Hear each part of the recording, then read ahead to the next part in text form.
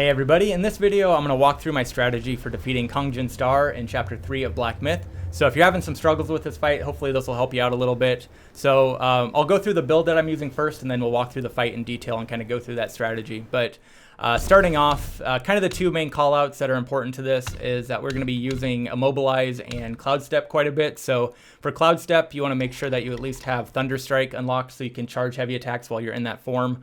And then also Immobilize. I've got a couple points in Crash just to increase the damage dealt to immobilized enemies when we're using that. And then for my remaining points, nothing too crazy. I'm using Smash Stance, so I've got that upgraded here, as you can see.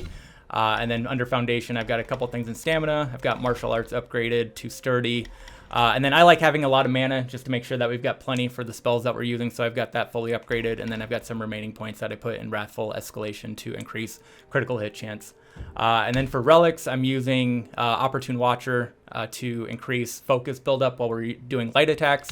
And then under equipment, kind of the main callouts there, I'm using Fireproof Mantle at the beginning of the fight to build up focus. My Spirit, I don't actually use this in the fight, but having that equipped increases critical damage, so I've got that equipped. I've got, as you saw, the Kang-Jin Staff equipped. This is the armor that I'm using. And then I've got the Cat's Eye Bead and Back Scratcher equipped. Okay, so first thing that we want to do is pop that Fireproof Vessel so we can be in a good spot to have 3 focus ready to go for a heavy charged attack. So as we run up the hill here and we get to the top of the arena, one thing you'll notice with this boss is that if you try and get up close and personal, as we see here, she's got some like lightning melee attacks that can kind of make it challenging to get light attack combos in and things like that. She's got that attack, and then she's got this grab attack that she does, and then she also has this explosion lightning attack. So it can just make trying to be up close and personal with her a little bit challenging. So we're going to avoid all that with this strategy here, where as we come up, keep our distance. She'll instead do some lightning projectiles that you can dodge. Maybe try and get a perfect dodge here or there, but just kind of avoid those. And as she gets through that sequence, then we're going to, with our Fireproof Vessel, finish up and get 3 focus ready to go for a heavy attack. So as we pause the video here, just kind of going through the strategy, she staggers really easy with a 3 focus charge attack, as you can see here. So we're going to go through this combo here as we resume, where she staggers to the ground. We're going to follow that up with a light attack combo. After that, we're going to immobilize her. And then we're going to get another charged 3 focus attack in, which is going to stagger to the ground again. And then after that, we're just going to try and get as many light attacks in until she goes into her next phase. So you can see we've already got about a third of her health gone using that combo leading into the next portion of this fight, where she's going to fly up into the air, turn into a dragon, and do this lightning spear attack for a little bit. You can avoid this pretty easily, just start sprinting around. However, about 5 seconds into this, you want to start charging another 3 focus charge attack, because after this completes, as you'll see, she'll fly back down, leading to a kind of a perfect opportunity to get in another 3 focus attack. So we do that, and then this will lead into her flying up into the air and start doing projectiles. However, if we look at another fight that I did, there's a potential, so this is same sequence, the dragon flies down, get that 3 focus charge attack in. However, she goes into this sphere lightning attack. So if this happens, I just use Cloud Step, back away. She'll then turn into a dragon, and this is giving you an opportunity, again, to get in another 3 focus charge attack after she comes out of that. So she may or may not do this. She may just go directly into this next portion where she, again, flies up into the air and starts doing this projectile attack. So going back to the original fight, that's where we're at currently.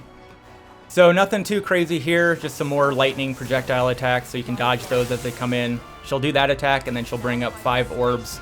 So the first 3 will come in one at a time, and you can dodge those, and then the last 2 come together. You can maybe try and get a perfect dodge here or there, but then she'll finish that up with this attack where she does kind of similar spears on the ground, like when she was in the dragon. If you have Cloud Step, hopefully good opportunity to use that to avoid that.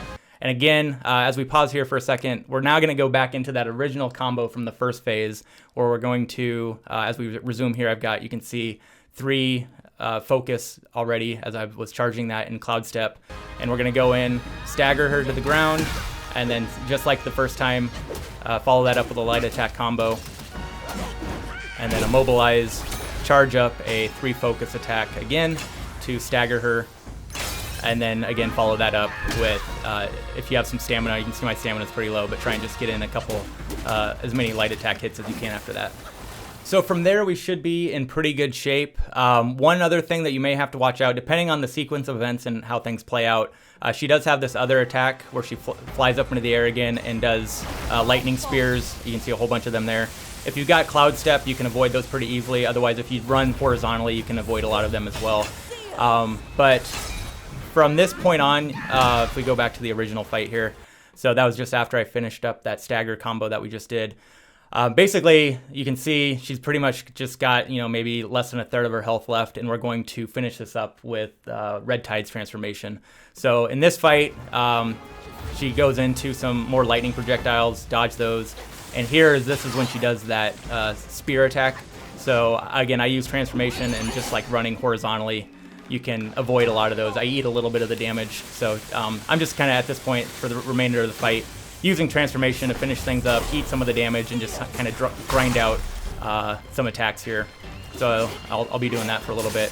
One interesting thing is, as you see that grab attack, I'm not sure if I dodge that or if you're just immune to that attack while you're in transformation. That is a pretty powerful attack, so you want to avoid that. It's kind of one of those more cinematic attacks where she does a big damaging move. So if we look at that again, you can see I don't think I dodged it. I think maybe you're just immune, but regardless, when you're in transformation, keep an eye out for that attack where her hands glow and try to grab you. But I'm just kind of going through and grinding out damage, which should take us to pretty much the end of the fight here.